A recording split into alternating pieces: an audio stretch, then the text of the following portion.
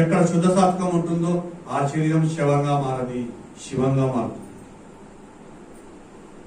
శవాలతో కూడిన ఆహారం తిని శరీరాన్ని శవంగా మార్చుకున్నది మనము, దాన్ని శివంగా చేయమని డాక్టర్ దగ్గరికి పోతాం. ఎట్లా సాధ్యం? అది చెడగొట్టేది నువ్వు, నాశనం చేసుకున్నది నువ్వు నీ శరీరాన్ని. ఇంకొకడు ఎవడు భూమి మీద బాగు చేసేవాడు ఉన్నాడా? లేడు. అదే వ్యాపారం. ఇంకో ఈయన ఒక డాక్టర్, లీడింగ్ డాక్టర్. అరే నాయన ఉట్టిదేరా ఇదంతా, నేను చెప్పదంటే నేనేం చేస్తాను? చక్కగా ధ్యానం చేసుకో, శాకాహారిగా అంతా బాగుంటుంది అని చెప్తాడు. లేకపోతే ఏం చేస్తాడు? నాకు 2 నెలలు వస్తాయి నాయన, లాభం వస్తుంది, నీ ఇష్టం, నేను తీసుకోపోతాను, చెప్పి తీసుకోపోతాడు. అది ధర్మం. నీ ద్వారా నాకు 2,000 కలిసి వస్తాయిరా నాయన, ఇది సంగతి, నీ ఇష్టం అంటాడు. పెద్ద డాక్టర్ ఎందుకు బాగా అంటాడు. ఏం పోయిందండి? ఆ 2,000 దేవుడు వేసుకుంటాడు, వస్తాడు. ఇది వాస్తవం. అందుకని ఇక్కడైనా మారు. మీరు చేసే ధ్యానం మీది కాదు, మీ కుటుంబాన్ని కూడా మీరు రక్షకురాలుగా మారుతారు. అది గుర్తుపెట్టి మీరు మాటలు చెప్తానో డబ్బులు ఉంటానో రాదు. అందుకే ధ్యానం ఆశామాషం. కూరగాయ భోజనం తిన్నాము, శాకాహారం. అరే శాకాహారంలో ఎన్ని తింటున్నాం మనం? శాకాహారం పేరు ఎంత చెత్త తింటున్నామో అందరికీ ఎక్కారు. శాకాహారం సరిపోదు. ఇది తమో గుణం, ఇది రజోగుణం, ఇది సత్వగుణం. శాకాహారం ఇక్కడ వస్తుంది. ఇది బుద్ధికాట, ఇది ఆత్మకత, ఇది శుద్ధ సాత్వికం. 4వ గుణమే శుద్ధ సాత్విక గుణం. 4వ గుణంలోకి వస్తేనే ఆత్మ దగ్గరికి వచ్చినట్టు. సరిగ్గా 4వ ఆ యోగంలోకి నువ్వు వస్తేనే నీ దగ్గరికి నువ్వు వచ్చినట్టు. మనిషి కథ ఇక్కడ,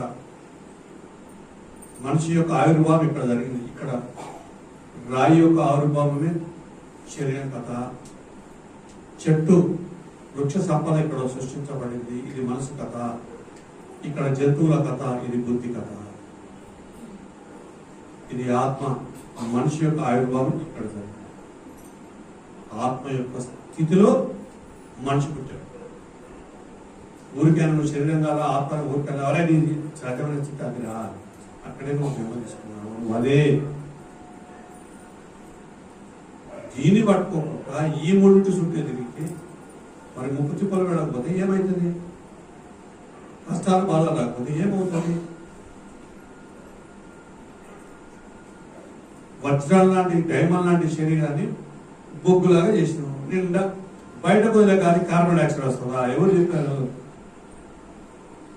ఆ కార్బన్ డైఆక్సైడ్ అయ్యే విధంగా నల్లటి బొగ్గు పులుసు లాంటి ఆహారము, మంచిగా పచ్చగా ఉండే కూరగాయలు నూనె వేపుడు చేసి నల్లగా మార్చి తిన్నా. ఎవడు తిన్నాను నిన్ను?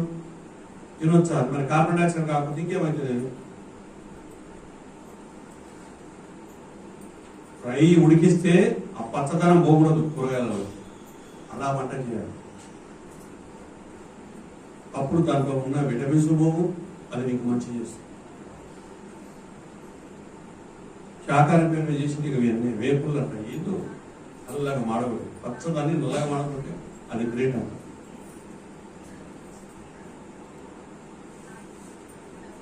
భూమికి నిజంగా మీరు మంచి చేయాలా, సేవ చేయాలనుకుంటే అంత ప్రపంచం మారాలి. కానీ ఆహారం భగవద్గీతలు అదే కదా, యుక్త ఆహార విహారస్య యుక్త చేష్టస్య కర్మస్య యుక్త స్వప్నావబోధస్య యోగో భవ దుఃఖాహరి. చదివారు కదా, మరి ఆచరణ పెట్టిందా? అదొక్కటి మొత్తం భగవద్గీత మొత్తం పక్క పెట్టేసి ఈ ఒక్క శ్లోకాన్ని పట్టుకొని సరిగ్గా ఆచరణ చేయండి. మీరు యోగిగా ఈ దుఃఖం నుంచి బయట రాకపోతే నేను ఈ సభాముఖంగా మీకు ఏదంటే అదొక్కటే శ్లోకం, మిగతా నాకు అవసరం. ఎందుకు? నేను ఆ ఒక్క శ్లోకాన్ని ఆచరణలో పెట్టి ఇంకా వేరే పని పెట్టుకోవాలి. నా లోపలికి పోయేదాన్ని గమనించుకున్నా, లోపల నుంచి బయటకు వచ్చేదాన్ని గమనించుకున్నా. ఆ 2 పట్టుకుంటే నాకు సత్యం తెలుసు. నేను 100 పట్టుకోలేదు. నేను భగవద్గీత జోలికే వెళ్ళలేదు. నేను ఆ 2015 నుంచి నేను ఏ పుస్తకము ముట్టుకోలేదు. 5.5 సంవత్సరాలు నేను ఎవడి మాట వినలేదు. నా మాట విని నా అంత ప్రపంచం చెప్పేదని. ఒక్క శ్లోకం చాలు మీ జీవితానికి. అన్ని 100 శ్లోకాలు అక్కడ ఆ ఒక్క ఆచరణలో పెట్టండి. ఆచరణలో పెట్టేది ఒక్క శ్లోకాన్ని పట్టుకుని మీ జీవితమే మారిపోతుంది. 100% రాష్ట్రం. అది భౌతిక యొక్క సారం. అంత ఆచరణకు సంబంధించింది ఉంది దాంట్లో. ఈ రోజు నుంచి యుక్త ఆహార వ్యవహారాలు సరిగ్గా చేసుకోండి. యుక్తమైన భాషణ, యుక్తమైన మాటలే వినాలి. అయుక్తమైన వ్యక్తులు మాటలు వినొద్దు, అయుక్తమైన మాటలు మాట్లాడదు. అయుక్తమైన ఆహారం తినకూడదు, యుక్తమైన ఆహారం మాత్రమే భుజించాలి. నువ్వు చేసే ఏ వ్యవహారమైనా, అది వ్యాపారం కావచ్చు, వ్యక్తులు కావచ్చు, మాటలు కావచ్చు, సంసారానికి సంబంధించిన విషయాలు కావచ్చు, అది యుక్తంగా ఉన్నంత వరకు ఈ సాధన అలా జట్టు స్మితంగా ఉంటుంది. తప్ప ఏదో ముసుకోక కబుర్లు ఏదో టైంపాస్ లాగా చేస్తే అది ఇప్పుడు ముందుకు పోదు. అట్లే ఉంటుంది. బాగున్నానుకో హాయిగా ఉంటావు, ఏమైనా ఇబ్బంది రాగానే ఏడుస్తావు. ఏం తేడా ఉంది మామూలుడికి నీకు? ఆ యుక్తమైన స్థితిలోకి వచ్చేంత వరకు ఎవరు దుఃఖం నుంచి బయట రాలేదు. అయుక్తమైన నువ్వు ఆహారం తిన్నా, అయుక్తమైన వ్యవహారాలు చేసినా, అయుక్తంగా మాట్లాడినా, అయుక్తమైన వ్యక్తుల సంభాషణ విన్నా నీ అంత ప్రపంచాన్ని దుఃఖానికి లోనవుతుంది. లోపల ఉన్న వాళ్ళకి ఆ ఆర్గన్స్ అన్ని ఇబ్బందులు పడతాయి. అవి పడ్డ దుఃఖమే నీకు భౌతిక జీవితంలో నీకు తారసపడుతుంది. నిన్ను గిల్లితే నీకెంత నొప్పిగా ఉంటుందో లోపల వాళ్ళని అంత ప్రపంచాన్ని నువ్వు గిల్లే కార్యక్రమం అయుక్తంగా వ్యవహారం చేస్తావు. అది నీ భౌతిక జీవితంలో కొట్టొచ్చినట్టు పడుతుంది. అది నువ్వు ఎన్ని గుళ్ళు తిరిగినా, ఎన్ని గుళ్ళు కాలం మగ్గినా ఏమి మారది. ఇది క్లియర్. ఎంత మాత్రమున ఎవ్వరు తలచినా అంత మాత్రమే నువ్వు అన్నాడు హనుమాచార్య. నువ్వు ఎంత సాధన చేసి ఎంత మాత్రం నీలో మారిందో అంత మాత్రమే నీ భౌతిక జీవితంలో నీ కంటికి కనబడేది. నువ్వు అంత ప్రపంచంలో గౌరవ మర్యాదలుగా అంత ప్రపంచాన్ని చూసుకుంటే నీకు రెడ్ కార్పెట్ వస్తుంది, గౌరవ మర్యాదలు దక్కుతాయి. కానీ అంత ప్రపంచాన్ని దుఃఖానికి గురి చేసి నువ్వు బయట ఆనందాన్ని కోరుకుంటావు. అది ఎప్పుడు జరగదు. అంత ప్రపంచాన్ని మార్చే ప్రయత్నం సరిగ్గా చేయండి. ఈ ఒక్క శ్లోకాలు యుక్త ఆహార విహారస్య శ్లోకాన్ని గట్టిగా పట్టుకోండి. మొత్తం ఆధ్యాత్మికత అంతా మొత్తం ఆ ఒక్క శ్లోకంలో. నేను 100 చెప్పట్లేదు, ఆ ఒక్కటే ఆచరణలో పెట్టండి. ఏ రక్కర్లేదు. మీకు ఇక్కడ ఉన్న తల్లులందరికీ చెప్తున్నాను, సరిగ్గా ఆచరణ 40 రోజులు ఆచరణ పెట్టడానికి కథ అంతా తెలియదు. మీకే తెలుస్తుంది. నేను చెప్పాలా? శ్రీరామకృష్ణ సార్ చెప్పాలా? మీ మనసు ఎట్లుందో, మీ శరీరం ఎట్లా ఉందో, ఇంతకుముందు జరిగే సంఘటన పట్ల ఇంతకుముందు ఎలా ఉన్నామో, ఇప్పుడు ఎలా ఉంటున్నామో, మీ ఆయన తెచ్చినప్పుడు ఇంతకుముందు ఎలా బాధపడ్డావో, ఇప్పుడు ఎలా తేలిగ్గా ఉంటున్నావు. సాధన చేస్తూ చేస్తూ ఉంటే ఇంట్లో వాళ్ళతోనే పరీక్షలు వస్తాయి. ఏమి ఉండదు. మీకు కావచ్చుకొని ఒక మాట అనిపిస్తాను. నేను అడుగుతాను. మా ఆవిడ నేను ఏం చేసినా అన్నది, ఏమడగది. ఏ ఊరికి ఎప్పుడంటే అప్పుడు నా ఇష్టం వచ్చినట్టు పోతాను. నేను ఎప్పుడంటే అప్పుడు తింటా, ఎప్పుడంటే అప్పుడు పడుకుంటాను. మధ్యాహ్నము రాత్రి తేడా లేదు. నిద్ర వస్తే పడుకుంటాను. నా ఇష్టం. అంత స్వేచ్ఛగా ఉంటాను. ఏదో ఒకటి చేసి మా ఆవిడని ఏదో ఒకటి నేను గెలుతా. అది యుద్ధమైంది. అరే ఏంద్రా దామోదరా నీ అమ్మాయి, ఏంది నీకు పని? నన్ను నేను క్వశ్చన్ వేసుకున్నాను. నీకు అంత బాగుంది కదా, పిల్లలు ఏమంటలేరు, మీ ఆవిడ ఏమంటలేరు, నీ ఇష్టం వచ్చినట్టు జీవిస్తున్నావు, నీకేందా రాజు అంటా ఉంటుంది మా ఆవిడ. నేను రాజునే బొమ్మ అంటాను. అలా ఉన్న నువ్వు ఆమెను అదే పనిగా ఎందుకు వెళ్తున్నా, నేను ఏంది కథ అని ఆలోచిస్తాను. పైకి వెళ్ళి ఒకసారి నువ్వు సరిగ్గా చేస్తున్నావు స్వామి అని. ఎవరవయా నువ్వు? నేను సరిగ్గా చేస్తున్నాను. అరే స్వామి నువ్వు నీకు అర్థం కావట్లేదు. ఎవరవయా నువ్వు? నేను దత్తాత్రేయుడు. నేను ఆమె గిల్లి కజ్జాలు పెట్టుకుంటే సరిగ్గా ఎట్లా అవుతుంది, నాకు తిక్కరుగుతుంది, నాకు చిరాకు వస్తుంది అన్న. లేదు, ఆవిడలో అహంకారం అనేది పీక్ లో ఉంది. అందరికి ఉంటుంది. అది లేదంటే అది అబద్ధం మాట. భూమి మీద మనిషిగా ఉంటుందంటే పీక్ లెవెల్లో ఉంటుంది. అది ఎంతో సాధన చేస్తే అది 0 అవుతుంది, శూన్యం. మరి ఆవిడ అహంకారం కారం బాగా నిండింది అహంలో. అది కరగాలంటే ఎవడు కరిగించాలా? ఎవడన్నా మీ పిల్లలు ఏదన్నా భరిస్తుందా? ఆమె ఒక్క క్షణం భరించదు. అత్తని అసలే భరించది, అన్నదమ్ములకి సమస్య లేదు, పక్కోలు సమస్య లేదు. నువ్వు తప్ప ఎవడు ఆమెను గిల్లేవాడు నాకు చూపి ఒక క్యారెక్టర్ని వాళ్ళని పట్టుకుంటామని చెప్పిన. ఇప్పుడు అర్థమైందా అంటే అర్థమైంది. ఇక ఆ రోజు నుంచి ఆమె చాలాసార్లు ఏడ్చుకొని అంటది, నీకు ఏం చేసినా నీ అడ్డొస్తలేను, ఏం చెప్తున్నావు, నన్ను ఎందుకు నువ్వు సతాయిస్తున్నావు, నన్ను ఎందుకు నువ్వు టార్చర్ పెడుతున్నావు, ఎందుకు గిల్లుతున్నావు, ఇదే పని నీకు నవ్వి నేను ఏం చేస్తాను నా ప్రమేయం ఉందా? ఈ పని పైన గురువులు చేసే పనికి ఇది ఒకటే, ఇంకా ఏం చేయాలి? ప్రశాంతంగా ఉన్న భార్య భర్తల మధ్య నారదుడి పాత్ర ప్రవేశించకుండా అటు ఇటు తాకలా పెట్టి జంపు. ఇది యోగులైనా ఎవరైనా ఇది తప్పేది కాదు, తప్పించుకునేది కాదు. భార్య భర్తల కొట్లాట మొత్తం సహనానికి పరీక్ష, అహంకారానికి పరీక్ష. ఈ పరీక్ష బయట ఎవడు పెట్టాడు. అందుకే పుట్టేటప్పుడే మన అహంకారానికి పరీక్ష పెట్టడం మనం తయారు చేసుకునే వస్తాం. అది భర్త రూపమా, అత్త రూపమా, కొడుకు రూపమా, కోడల రూపమా, అది ఎవడు చెప్పలేడు. ఒక రూపం రాసుకుంటాడు. రాసుకున్నాడు వాడి పని వాడు చేస్తాడు. ఎందుకంటే నువ్వే కదా కోరి తెచ్చుకున్నావు. అత్త నువ్వు రా జర నన్ను బాగా తిట్టు, అప్పుడు నేను బాగా తిట్టినా, నేను అత్తగా ఉండి ఇప్పుడు కొడలుగా వస్తున్నా, నా అహంకారాన్ని నువ్వు పరీక్ష పెట్టాలని కాళ్ళని మొక్కి సూర్యకాంతం లాంటి అర్థం తెచ్చుకుని నా అర్థం తప్పంటే ఎవరు చెప్పాలి సమాధానం? రాసుకుంటే అప్పుడు ఉండొద్దా? మరి నాకు అంజలి దేవి అత్త కావాలి, ఎవరో ఒకరు అంజలి దేవిని తెచ్చుకుంటాను. ఆ అత్త చూడు ఎట్లుంది, నా అత్త చూడు ఎట్లుంది. ఆ అత్త ఆవిడ ఆ అత్తని రాసుకుంది అంజలి దేవిని, నువ్వేమో సూర్యకాంతం రాసుకున్నావు. నీకు నీ కరెక్టే, ఆవిడ కానీ కరెక్టే. మనం అప్పుడు సూర్యకాంతంగా ఉండే ఆమెని బాగా టార్చర్ పెట్టావు కదా, ఆట ఫుల్ ఆట ఆడుకున్నావు. మరి ఇప్పుడు ఆయన ఆడుకోవడానికి ఆవిడ తెచ్చుకున్నాం రాసుకుంటప్పుడు. అందుకే మన తారసపడే ప్రతి క్యారెక్టర్ మన జీవితంలో వచ్చే మంచి చెడులకు ప్రతిదానికి మనమే బాధ్యత. ఇంకొకటి బాధ్యత ఎవరు తీసుకోడు, ఇంకొకటి నెత్తిలో పెట్టకూడదు, ఇంకొక వ్యక్తి బాధ్యత అనే మాట కూడా రాకూడదు. ఎవడు వాస్తవానికి వాడే, ఇంకొకడు కాడు. ఇదే సత్యము. మొత్తం ఏ కోణంలో చూసినా, దేంట్లో దృష్టి పెట్టినా నీకు తెలిసే సత్యం ఇదే. నా వాస్తవానికి నా మంచి చెడుకు నేనే కారణం అనే సత్యాన్ని ఎవరైతే అనుభవపూర్వకంగా తెలుసుకుంటారో వాళ్ళు దుఃఖం లేని స్థితిలో జీవిస్తారు. ఈ జీవించవాన్నే కార్యకారణ సంబంధాలు సంపూర్ణంగా తెలిసిన వ్యక్తి. ఎందుకు తిట్టాడో తెలిసే, ఆ తిట్టడం వల్ల లాభమేమో తెలిసే. ఈ రెండు తెలిసినోడు ఇంకేమన్నా ఏడుస్తాడు వాడు? ఎందుకు ఏడుస్తాడు? కానీ నాకు నవ్వుకుంటూ ఉంటాడు, జాలిగా చూడాలి, ఎప్పుడు నవ్వుతూ. అందుకే ధ్యానం అనేది ఆ స్థితి పొందేంత వరకు దుఃఖరాహిత్యం మటుకు అప్పుడు జరుగుతుంది, ఊరికే పోదు. అందుకే ప్రతి సంఘటన ఒక గ్రేట్ ఆపర్చునిటీ.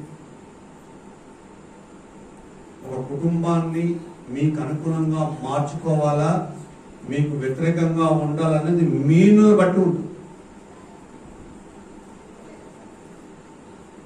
మీరే వ్యతిరేక దిశగా ఉంటే నువ్వు ఇలా ఉండాలా అలా ఉండాలా కాదు, నువ్వు ఎలా ఉండాలో నువ్వు నిర్ణయించుకుంటే నిన్ను చూసి ఆటోమేటిక్గా నీ మార్పు చూసి వాళ్ళు యాక్సెప్ట్ చేస్తారు.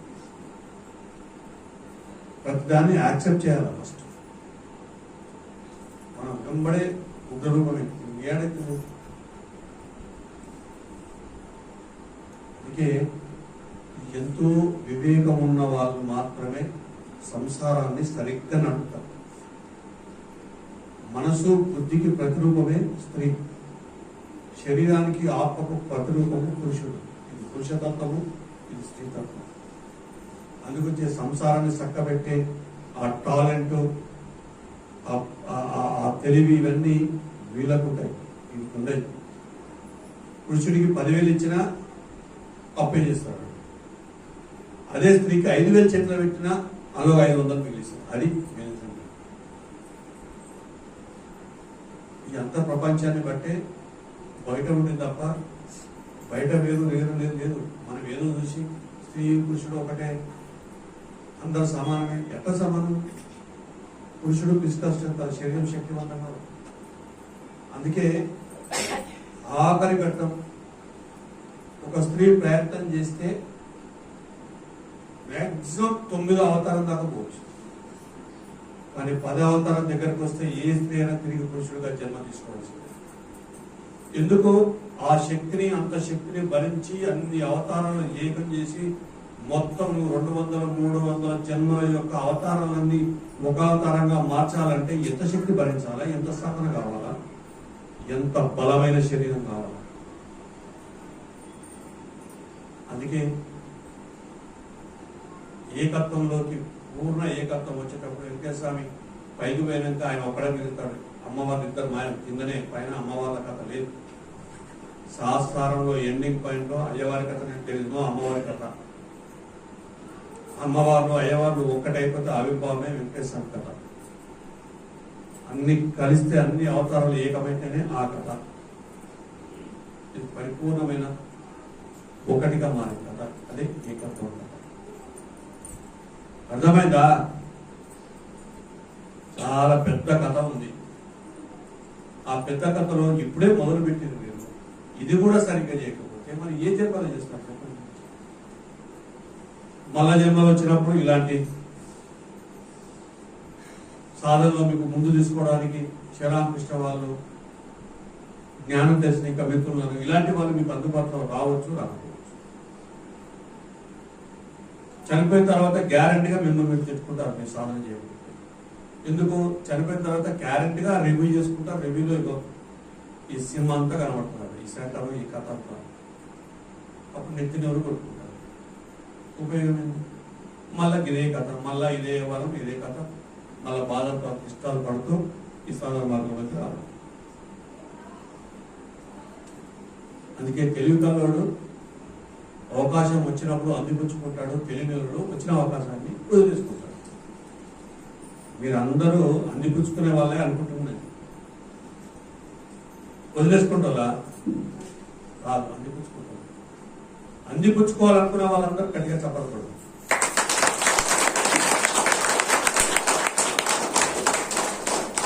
అదే చెప్పుకుని తక్కువ.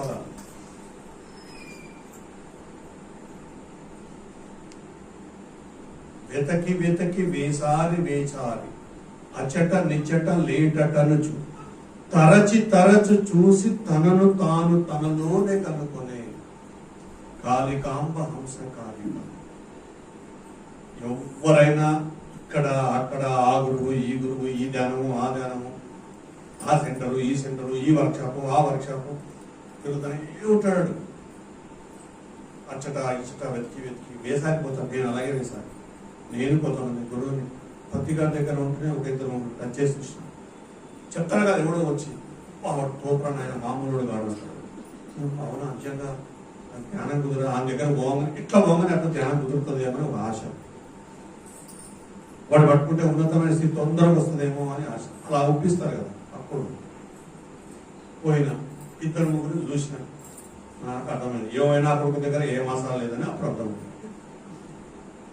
అప్పుడు మళ్ళా ఆలోచించిన, తరచి చూసిన, అర్థమైపోయింది. అక్కడెక్కడ ఎక్కడ లేదు రాదా, కథ నాలో ఉందని అనిపించింది. పత్తి గారు చెప్పిన మార్గమే కరెక్ట్, ధ్యానం ఒకటే కరెక్ట్ అని అప్పుడు దాని అప్పుడు నాలో నన్ను నేను కనుగొను. ఇది జరిగింది. ఎవరైనా అలాగే చూస్తారు. ఇంత శివరామకృష్ణ గారు చెప్పినా, ఇంత నేను చెప్పినా కూడా ఎవడో లేకపోతే సరే పలాని గురువు దగ్గర ఇట్లా కూర్చుంటే అక్కడ ధ్యానం వస్తుంది. మొత్తం సాహసాలు చెప్తున్నా అంటే సగం మంది పోతున్నారు. ఎందుకంటే మంచి ఆశ, అది సులువుగా వచ్చేది ఏదైనా దాన్ని పట్టుకునే ప్రయత్నం చేస్తారు. ఇన్ని మోసపోయే వ్యాపారాన్ని ఎక్కడ పుట్టి అనుకుంటారు? మనిషికి ఆర్థిక కష్టాలు ఉంటాయి. ఉన్నప్పుడు డబ్బులు అవసరం ఉన్నప్పుడు సులువుగా డబ్బులు వచ్చే మార్గం వాడి దగ్గరకు వచ్చి ఒక ట్రయల్ ఇస్తాడు. ఒక ట్రయల్ ఇస్తాను. నేను అలా కొన్ని వేసిన రకరకాలుగా. ఎందుకంటే అప్రూపాలైపు ఉన్న వ్యాపారం దెబ్బతిని అప్పుడు ఈ మార్గంలోకి వచ్చినప్పుడు దానికి బయటపడాలి, ప్రశాంతంగా ఉండాలంటే డబ్బులు కావాలి. ఎవడో కూడా దొరుకుతాడు, పలానా వ్యాపారం తొందరగా డబ్బులు వస్తాడు. కోతి ముందే కూడా చాలా మంది చూస్తాను. అంటే మనిషి యొక్క నైజం సులువైన మార్గాన్ని ఎంచుకుంటాడు, కష్టపడకూడదు. అలా ఆ సులువైన మార్గం పట్టుకొని ఈరోజు ఇంతమంది ఇన్ని రకాలుగా కష్టం. పూటకు ఒక వ్యాపారం. హైదరాబాద్ లో బిర్యానీ హోటళ్ళు ఉంటాయి. అక్కడ రోజుకి ఒక వ్యాపారం పుట్టుకొస్తుంది. ఛాయ్ తాగి ఒక్కొక్కడు అలవాలనుకుంటూ పోతాడు, కానీ ఛాయ్ బిల్లు ఎవరు కట్టారో వాడు తెలియదు. కానీ వాళ్ళ మాటలు ఏంటి గుడ్ అయిపోతుంది. వేల కోట్లు లక్షల కోట్ల వ్యాపారం ఇంత గాలి వ్యాపారం. అందుకే ఈ ఆధ్యాత్మికతలో కూడా గాలి వ్యాపారం. 30 రోజులు మూడో కన్నా అంటారు, 4 రోజుల శాసనం చేసుకుంటూ కూడా అంటారు. రకరకాల జిమ్మికులు చెప్తా ఉంటారు. దయచేసి అలాంటి అపోహలకు వెళ్ళకండి. సరైన మార్గంలో ఉన్నారు. ఆనాపానసత అభ్యాసం చేయండి. రోజు క్రమం తప్పకుండా ధ్యానం చేయండి. దానికి ఖచ్చితమైన ఆహారం తప్ప మీరు చేయవలసింది, అమ్మలందరూ అందరికీ బంధువర్గం ఉంటుంది, ఆ ఫంక్షన్లో తిండి. 2 వెల్లుల్లి చింతపండు, ఆ రెండింటిని కొంత సాధించేంత వరకు, సాధనలో ఒక స్థితి పొందేంత వరకు అలా పక్కకు. మీ ఆయన ఆఫీస్కి పోతుండ్రు, పిల్లలు కాలేజీకి పోతున్నారని పొద్దునే ఉండి అదే మీరు పక్క పెట్టుకుని అది తినకండి. కొంచెం శ్రమ చేసి రెడీ పెట్టుకొని మళ్ళీ వేడివేడిగా వండుకోవచ్చు. చేయి కాలాల ఇది తింటాం. ఎందుకంటే శరీరము వేడిగా ఉండాలి. చల్లగైన ఆవరం శవాలతో సమానం. అలాంటి ఆహారం గురించి సాధకులకు నిషేధం. రోజు ఒక సమయాన్ని ఎంచుకోండి, మీకు అనుకూలమైన సమయం. ఏ డిస్టర్బెన్స్, ఇంకా వేరే ఆలోచన ఉండకూడదు. అసలు అది ధ్యానానికి కేటాయించాలి. ఒక ఆసనం చేసుకోండి, ఒక బెడ్షీట్ వాడాలి. ఎక్కడ పెట్టాలి, కూర్చోవాలో తిరిగి పక్కన పెట్టాలి. ధ్యానానికే వాడాలి. ఒక సమయము, ఒక ఆసనం, 2 పూటల సమయం. అది ఏ కాలమైనా వేడి కొద్ది వీలున్నంత వరకు మీ చేతిలో. ఈ 4 ఆచరణ పెట్టి చూడు. 41 రోజులు చేసి చూడు. ఏం మార్పు వస్తుందో మీకు తెలుస్తుంది. నేను చెప్పాలి. వెల్లుల్లి తిండి చూడు ఎట్లుంటుందో. బయట తిండి, హోటల్ తిండి, బయట తిండి తిన్నప్పుడు ఎట్లుంటుందో చూడు. ఇది మనసు ధ్యానం. చింతపండుతో చేసిన సాంబార్ తిన్నప్పుడు చూడు, టమాటాతో చేసిన సాంబార్ ఎట్లుంటుందో నేను మనసు. అది చెప్తుంది కదా కథ. రోజు ధ్యానం చేసేవాడు. అప్పుడు నేను చెప్పింది యాక్సెప్ట్ చేయండి. చేసే ఆ గంట ధ్యానమైన అవుట్పుట్ 100% రావాలి. ఒక 50%, 60% వస్తే నువ్వు గంట ఎట్లాగో చేస్తున్నావు కదా, ఆ వచ్చే అవుట్పుట్ 100% రావాలి. ఎప్పుడైతే నువ్వు కొన్ని పద్ధతులు పాటిస్తావో అప్పుడు అవుట్పుట్ 100% బయటకు వస్తుంది. అర్థమైందా? అర్థమైతే చెప్పండి.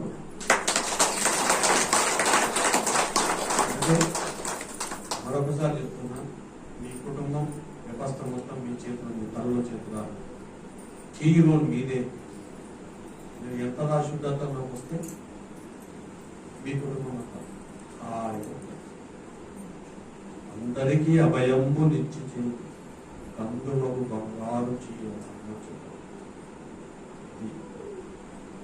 అభయాస్తం, అన్ని భయాల నుంచి దూరం చేసే అస్తం.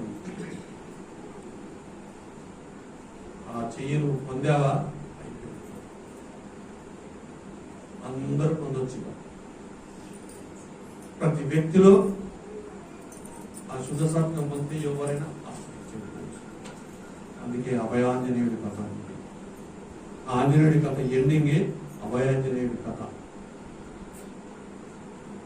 అందుకే భయాలు, ఇబ్బందులు, దుఃఖాలు, రకరకాల మానసిక రుగ్మతలకు ఎందుకు ఆంజనేయుడి గుళ్ళో నిద్ర చేయమంటారు, ఎందుకు అక్కడ గడపంటారంటే శుద్ధ సాత్వికం.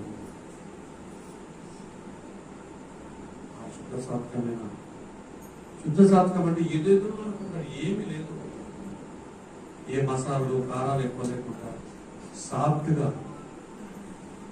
నీ చేతి వంట, యోగుల చేతి వంట తినడమే శుద్ధమైన ఆహారం. ఉండే పాత్ర శుద్ధి కలిగి ఉండాలా, వండే వ్యక్తి శుద్ధి కలిగి ఉండాలి.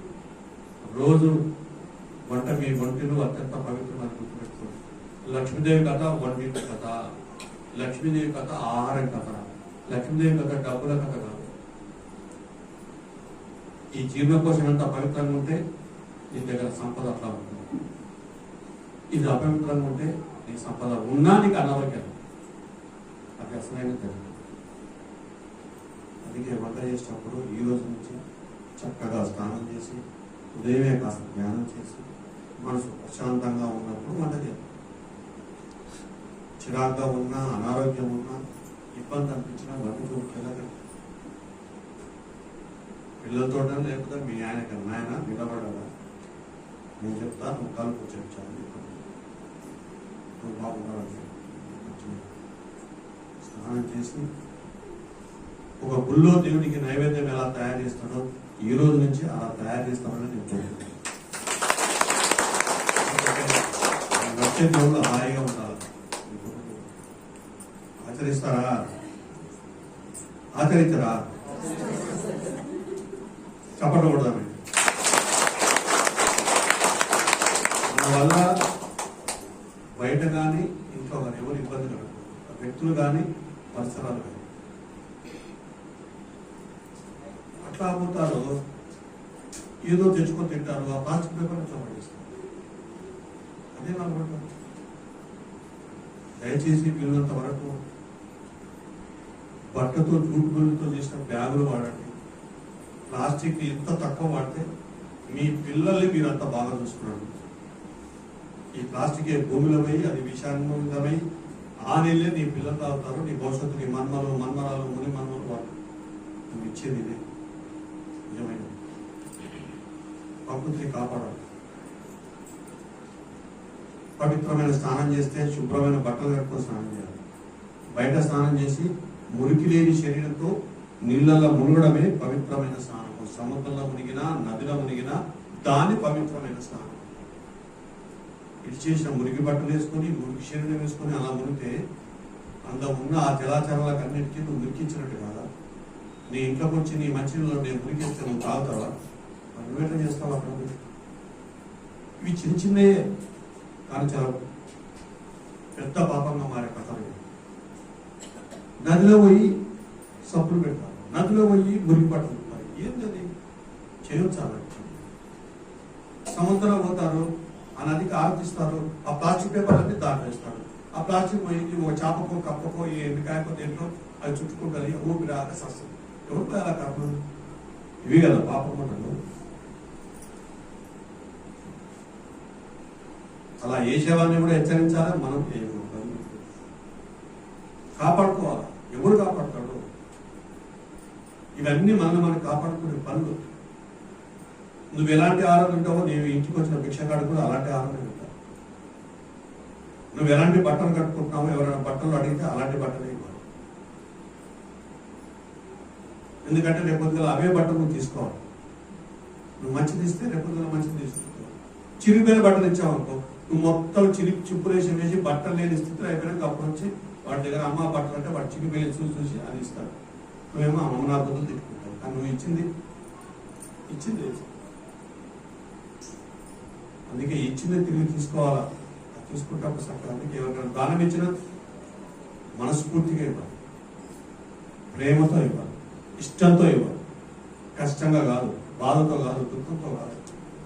ఎందుకో నువ్వు తీసుకుంటప్పుడు అలాగే తీసుకో. ఇవన్నీ ఆలోచించి ఈ రోజు నుంచే మీరు ఆచరణలో మంచి విద్యార్థులు అంటారు. ఎందుకంటే భగవద్గీతని నేర్చుకున్నారంటే మీరు మంచి విద్యార్థులు. శివరామకృష్ణ లాంటి ఒక మార్గదర్శకులు మీకు ఉన్నారు అంటే మీరు మంచి విద్యార్థులని నేను అనుకుంటున్నాను. ఆచరణలో ఫలితం దానికి అదే వస్తుంది, ఏడబోతుంది. చేసేది చక్కగా ఉంటే మంచి పథకం అవునన్నా వస్తుంది. అది సహజంగా జరిగింది. ఓకేనా? Thank you very much. మీ అందరికీ దిక్కులను కలవడం, మరోసారి ఇక్కడికి రావడం అనుకున్నాను కానీ అనుకోకుండా జరిగింది. So wonderful day. తప్పకుండా మీ అందరినీ మరొకసారి ఆ కర్తాల క్షేత్రానికి ఆహ్వానిస్తున్నాను. 10 తారీఖు గురు పౌర్ణమి, 23, 24, 25 పత్రికారి స్మృతి స్మరణోత్సవాలు, జూలై 24 శరీరాన్ని వదిలిపెట్టిన రోజు, జూలై 25 సమాధైన రోజు, జూలై 23 ఆయనతో శ్వాసతో ఉన్న రోజు. ఈ 3 కలిపి ఆ 3 కార్యక్రమం పెట్టారు. దయచేసి రండి. ఎప్పుడు ప్రశాంతంగా హాయిగా 4 రోజులు గడపాలనుకుంటే కంటూ కైలాసపతి మహాపురుషేత్రం శ్రేష్ఠ మహాత్ముడు. అర్థమైందా? ఎప్పుడు 3 రోజులు బాగా ధ్యానం చేసుకోవాలనుకుంటే ప్రతి నెల 2వ వారం శుక్ర శని ఆది ఆ 3 రోజులు కంటిన్యూగా అక్కడ మౌన ధ్యానం ఉంటుంది. నేను 3 రోజులు ఎక్కడున్నా ఆ 3 రోజులు అక్కడే ఉంటాను. ఎవరైనా రావచ్చు. ఓకేనా? మీరందరూ ఒకేసారి వస్తే కొంచెం ఫోన్ చేయండి. మంచి అకామిడేషన్ ఏర్పాటు చేసి మంచి వసతి ఏర్పాటు చేసి ఆగమే ఏర్పాటు చేశాను. ఇప్పుడే 2-3 గంటలు చేస్తే అయిపోయారు. జాలీగా పడుతుంది. మీరు వస్తే నేను మంచిగా మంచి సాంబార్ చేసి మంచి వంట చేసి పెడతాను. మీరు వస్తే, రాకపోతే నేనేం చేయను. అర్థమైందా? Thank you.